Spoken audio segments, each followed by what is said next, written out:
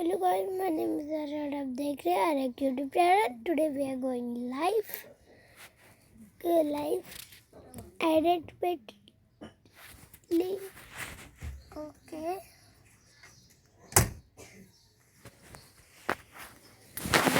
PC guys, comment down below. We are going live.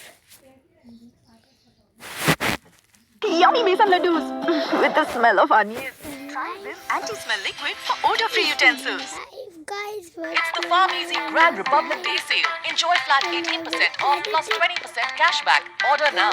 Small video. UAE के Dubai में स्थित बुर्ज खलीफा दुनिया की सबसे ऊंची बिल्डिंग है.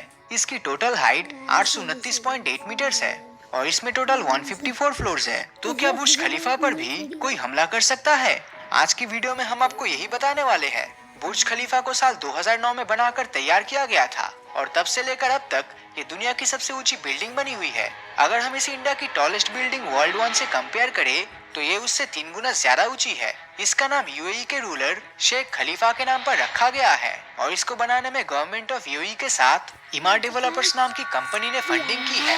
आप में से ज्यादा लोग सोच रहे होंगे कि यूएई जैसे मिडिल ईस्ट में स्थित किसी देश पर कोई हमला क्यों करेगा.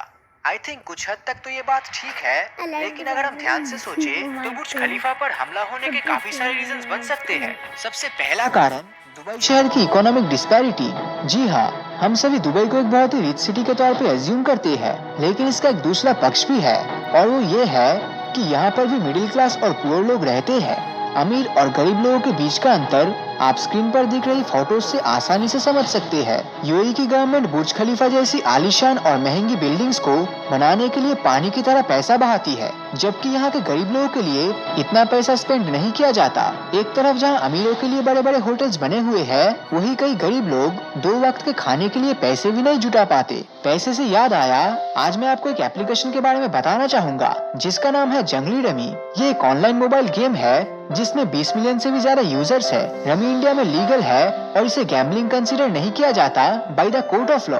इस गेम में बहुत सारे टूर्नामेंट्स होते रहते हैं जिसमें प्लेयर्स रॉयल एनफील्ड और होंडा एमएच जैसे कार्स जीत चुके हैं. इस गेम में आप दूसरे गेम की तरह छोटे मोटे अमाउंट नहीं बल्कि लाखों में जीत सकते हैं. जंगली रमी हर दिन नए नए टूर्नामेंट्स ऑर्गेनाइज करता है जिसमें आप पैसे जीत सकते हैं. अभी रिसेंटली महाराष्ट्र तो आपको द्वारा उनकी इस तरह की इग्नोरेंस क्राइम की पॉसिबिलिटीज को इंक्रीज कर सकती है. कोई इंसान नफरत की बर्थडे 4th में I am getting a PC. So guys, the new channel, I will delete this channel and I will get my new channel named. I don't know if I will name, if when I will before photo of me we will city से यहाँ पर हमला कर सकता है. बुर्ज खलीफा के अंदर 900 से भी ज्यादा luxurious apartments, restaurants, hotel, night club होगी. न्यूयॉर्क का world trade centre mostly steel का बना हुआ था, लेकिन बुर्ज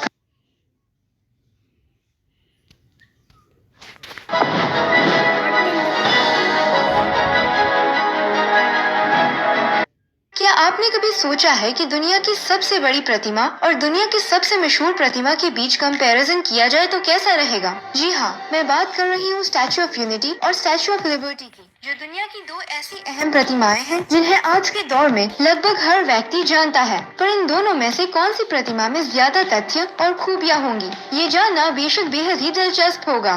तो आज के इस वीडियो में हम भारत की स्टैच्यू ऑफ यूनिटी को यूनाइटेड स्टेट्स ऑफ अमेरिका की स्टैच्यू ऑफ लिबर्टी से कंपेयर करेंगे. इस वीडियो का पूरा लाभ लेने के लिए आगे का हिस्सा यानी पैदल नर्मदा नदी पर स्थित है, जो सरदार सरोवर डैम के करीब है. नंबर 2, हर प्रतिमा को बनाने के पीछे कुछ न कुछ कारण जरूर होते हैं. तो आइए जानते हैं इन दोनों प्रतिमाओं के निर्माण का कारण. स्टैच्यू ऑफ लिबर्टी फ्रांस में बनाई गई थी. ये स्टैच्यू फ्रांस के लोगों की तरफ से अमेरिकन को तोहफे के तौर पर दिया गया था. ये स्टैच्यू अमेरिका की इंडिपेंडेंस, फ्रीडम और डेमोक्रेसी को रिप्रेजेंट करता है. हिंदुस्तान के लीडर और साहसी लीडर सरदार वल्लभ भाई पटेल जी की याद में गुजरात में द स्टैच्यू ऑफ यूनिटी का निर्माण किया गया है. सरदार वल्लभ भाई पटेल जी ने 552 राज्यों को मजबूती से जोड़कर सिंगल यूनियन ऑफ इंडिया को फॉर्म किया था. इसलिए यह प्रतिमा एकता का प्रतीक है. यानी इस प्रतिमा के नाम से ही आप समझ सकते हैं कि the statue of unity unity को रिप्रेजेंट करती है.